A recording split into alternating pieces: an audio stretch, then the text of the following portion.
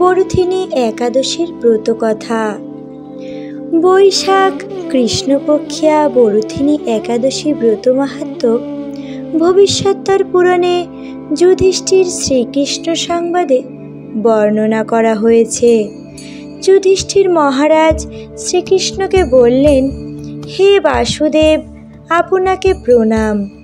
বৈশাখ মাসের কৃষ্ণপক্ষের একাদশী কি নামে প্রসিদ্ধ এবং তার মহিমাই বা কি, তা কৃপা করে আমাকে বলুন।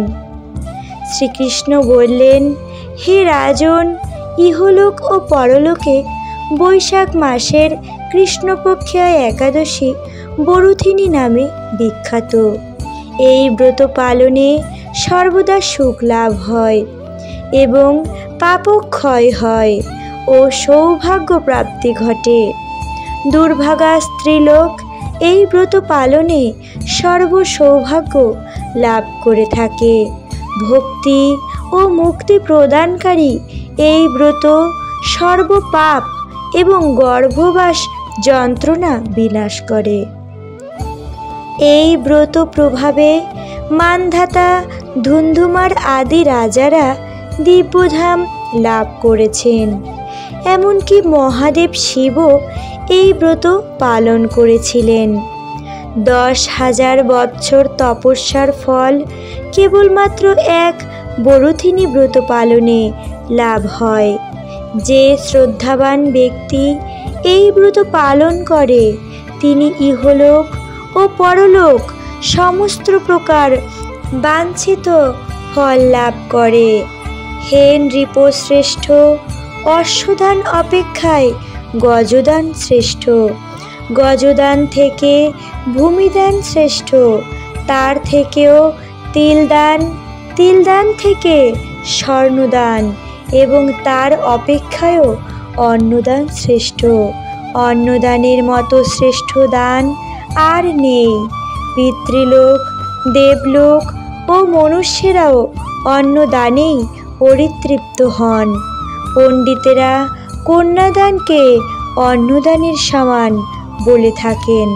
স্বয়ং ভগবান গোদানকে অন্নদানের সমান বলেছেন। আবার এই সমস্ত প্রকার দান থেকেও বিদ্যাদান শ্রেষ্ঠ। কিন্তু এই বরুথিনী ব্রত পালনে সেই বিদ্যাদানের সমান ফল লাভ হয়ে থাকে।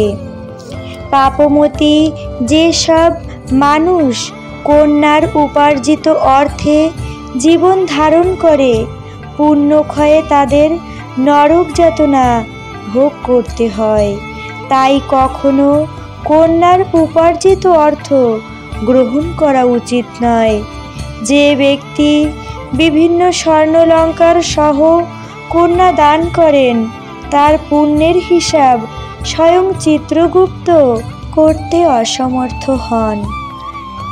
কিন্তু বরুথিনী ব্রত পালনকারী কন্যাদান থেকেও বেশি ফল লাভ করে।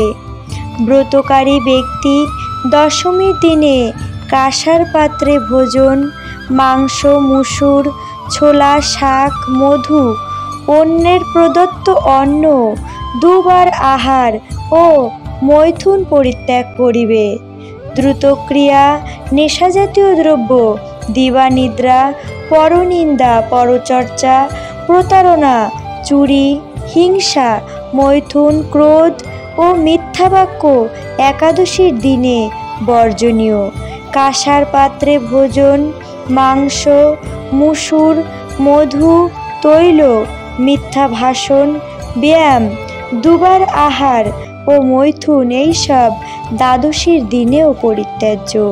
হে রাজন, এই বিধি অনুসারে বরুথিনী ব্রত পালনে সকল প্রকার পাপের বিনাশ এবং অক্ষয়গতি লাভ হয়ে থাকে। যিনি হরিবাসরে রাত্রি জাগরণ করে ভগবান জনার্দনের পূজা করে, তিনি সর্বপাপ মুক্ত হয়ে পরম গতি লাভ করেন। তাই সূর্যপুত্র যমরাজেরও যাতনা থেকে পরিত্রাণের জন্য পরম যত্নে এই একাদশী ব্রত করা কর্তব্য। বরুথিনী একাদশী ব্রতকথা শ্রদ্ধা ভরে পাঠ বা শ্রবণ করলে সহস্র গোদানের ফল লাভ হয় এবং সর্বপাপ থেকে মুক্ত হয়ে বিষ্ণুলোকে গতি হয়। হরে কৃষ্ণ। একাদশী ব্রতের পালন করতে হবে 11 বৈশাখ 1432, 25 এপ্রিল 2025 শুক্রবার পূর্বাহ্ন 9টা 57 এর মধ্যে।